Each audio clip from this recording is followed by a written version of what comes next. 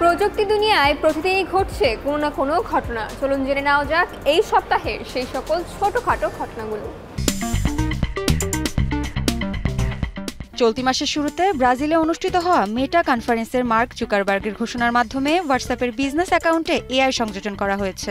নতুন এই প্রযুক্তি বিজনেস অ্যাকাউন্টের জন্য ফেসবুক ও ইনস্টাগ্রামে বিজ্ঞাপন নির্মাণে ক্লিক টু হোয়াটসঅ্যাপ অ্যাডস, গ্রাহকের প্রশ্নের উত্তর কৃত্রিম বুদ্ধিমত্তার মাধ্যমে দেওয়ার সক্ষমতা যুক্ত করেছে। কনফারেন্সে আরও জানানো হয়, প্রতিষ্ঠানটি ভোক্তামুখী বট তৈরির পাশাপাশি মেটা এআই এজেন্ট তৈরির লক্ষ্য নিয়েছে।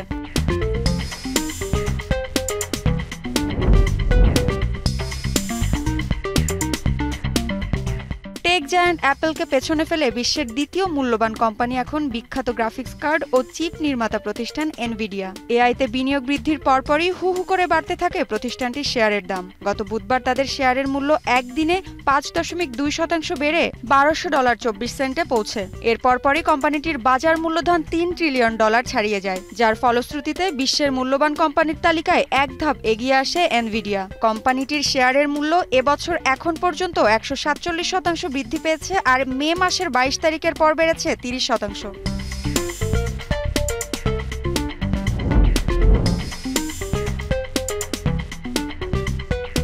বিশ্বের অন্যতম পরাশক্তি প্রযুক্তি খাতে নানা রকম চমক দেখিয়ে যাচ্ছে। তারই ধারাবাহিকতায় গত ৫ জুন দক্ষিণ চীনের গুয়াংডং প্রদেশের উপকূলীয় একটি পরীক্ষা ঘাঁটিতে বিশ্বের প্রথম ১৮ মেগাওয়াট শক্তিসম্পন্ন বায়ু বিদ্যুৎ কেন্দ্র স্থাপন করেছে। এর মালিকানায় রয়েছে রাষ্ট্রীয় মালিকানাধীন ডংফাং ইলেকট্রনিক কর্পোরেশন। ধারণা করা হচ্ছে এই বায়ু বিদ্যুৎ কেন্দ্র থেকে উৎপন্ন বিদ্যুৎ ৩৬,০০০ বাড়িতে সরবরাহ করা যাবে। ওয়ালটন ফ্রিজ কিনে অনেকের মতো আপনিও হয়ে যেতে পারেন মিলেনিয়াল। সেরা পণ্যের সেরা অফার।